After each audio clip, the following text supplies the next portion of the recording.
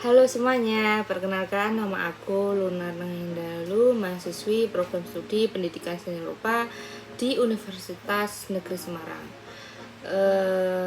Pada kesempatan kali ini untuk memenuhi tugas mata kuliah manajemen pendidikan seni rupa, ada beberapa tugas, salah satunya itu tentang menganalisis pendekatan pembelajaran seni rupa. Ada 4 pendekatan yang akan aku jelaskan. Yang pertama itu ada disiplin based art education.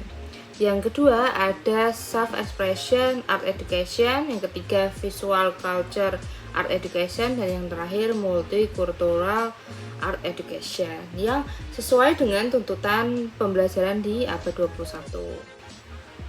Nah, yang pertama kita akan membahas tentang disiplin based art education atau yang sering kita sebut itu DBAE.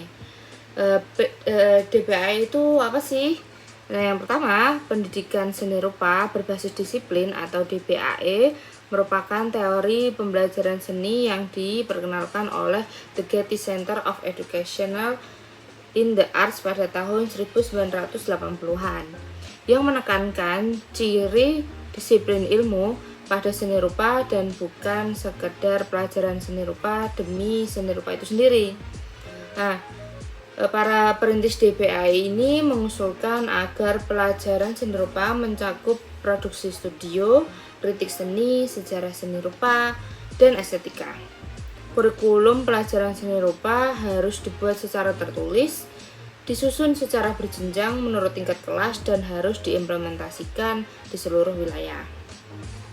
Tujuan dari DBAE ini sendiri yaitu mengembangkan kemampuan siswa dalam memahami dan mengapresiasi seni.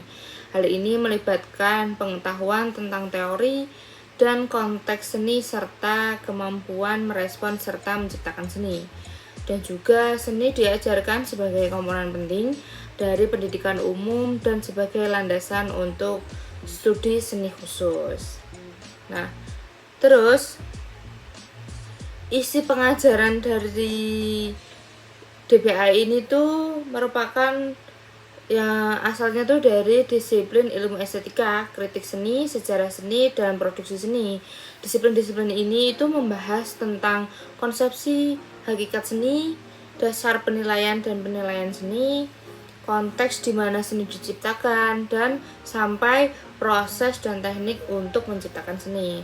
Jadi materi kajian ini tuh berasal dari berbagai seni rupa ya, termasuk seni rakyat, terapan, dan seni rupa dari budaya barat dan non-barat dan dari zaman kuno hingga kontemporer. Jadi lebih lengkap, makanya di DBAE ini tuh pembelajarannya harus dibuat secara tertulis dan sistematis karena memang mencakup lebih banyak materi dibanding pendekatan-pendekatan pembelajaran seni rupa yang lain.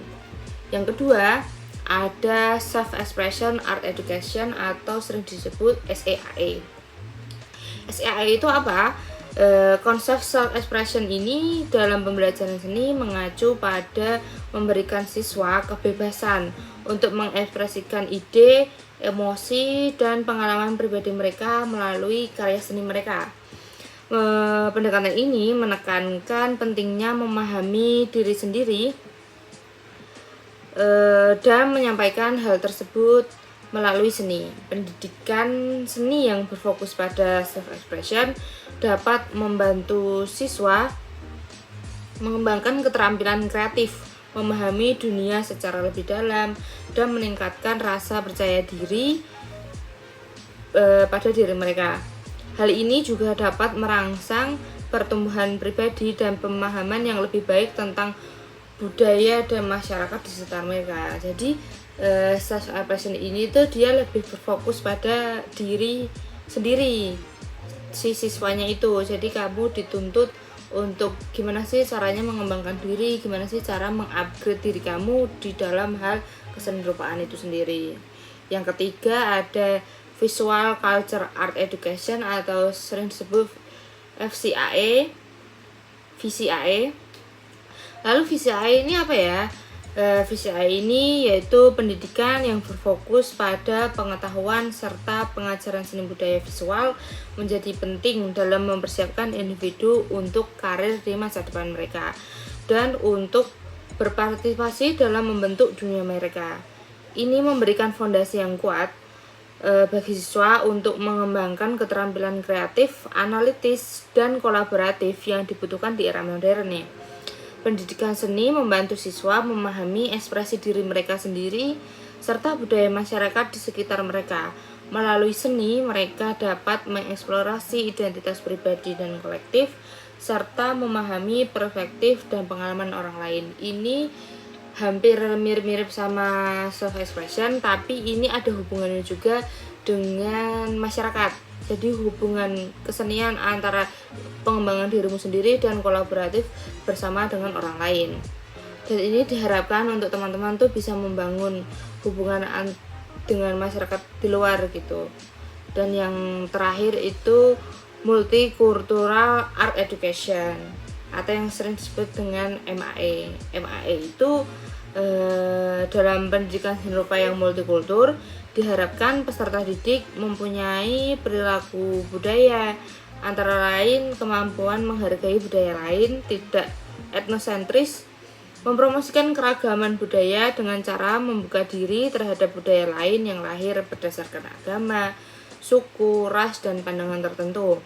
Pendidikan seni multikultural harus diberikan kepada peserta didik sejak dini, dengan harapan agar peserta didik mempunyai kompetensi pemahaman tentang keragaman budaya, baik di lingkungan mereka sendiri maupun di lingkungan lain.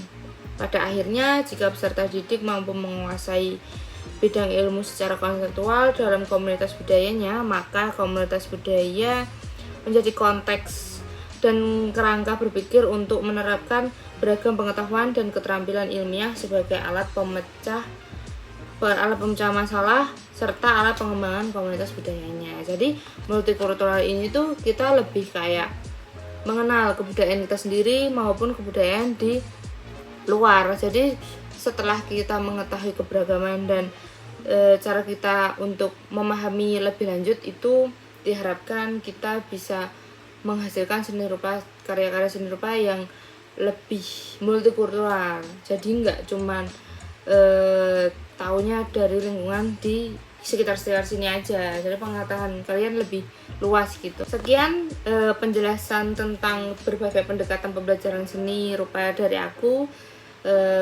Terima kasih semuanya yang telah menonton.